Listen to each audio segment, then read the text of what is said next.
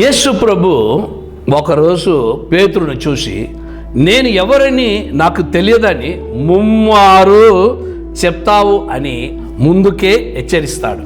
కానీ ఆయన చెప్పిన మాట ఏమిటంటే, ప్రభువా, చెరలోనికి నీతో కూడా మరణమునకును వెళ్ళుటకు నేను సిద్ధముగా ఉన్నా.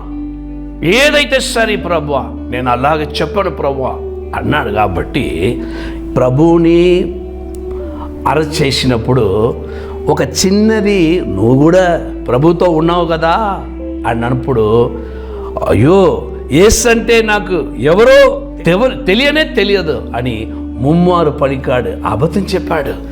వెంటనే తిరిగి ఒక్క చూపు చూశాడండి. వెంటనే ఒక్క చూపు చూశాడు. ఆ చూసినప్పుడు వెంటనే వెలుపలికి పోయి పేతురు సంతాపపడి ఏడ్చాడు. ప్రభువా, ఒక 2 కొట్టవచ్చు కదా, ఒక 2 తిట్టవచ్చు కదా ప్రభువా, ఈ చూపుని నేను తట్టుకోలేకపోతున్నాను తండ్రి. ఏడ్చాడు.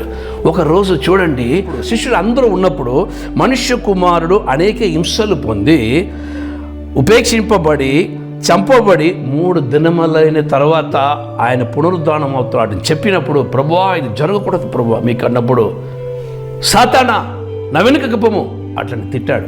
అప్పుడు సాతానాన్ని తిట్టినప్పుడు కూడా ఆయన ఏడవలేదు. చూడండి, ఒక్క చూపు చూసినప్పుడు ఆయన ఏడుస్తాడు. దినవృత్తాంతములు 2వ గ్రంథములు 16:9 మనం ఇలాగ చదువుతున్నాం.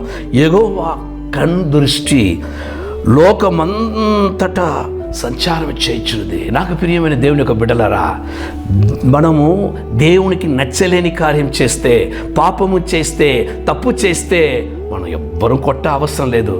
దేవుని యొక్క బిడ్డలైతే దేవుడు నన్ను చూస్తాడు, ప్రేమతో చూస్తాడు, బాధతో చూస్తాడు అని మనం గుర్తించాలి. ప్రియమైన బిడ్డలరా, నీ మాట చాలయ్యా, నీ చూపు చాలయ్యా, నీ తోడు చాలయ్యా, నీ నీడ చాలయ్యా, నీ మాట చాలయ్యా, నీ చూపు చాలయ్యా, నీ తోడు చాలయ్యా, నీ నీడ చాలయ్యా. యేసుని ప్రేమించే బిడ్డలైతే ఎవ్వరు మనకు అవసరం లేదు, ఆయన చూస్తాడు అని ఒకే ఒక భయం ఉంటే చాలు, మనము మంచి బిడ్డలవుతాం, దేవునికి బిడ్డలవుతాము, మంచి సాక్షిగా జీవిస్తాం. God bless you.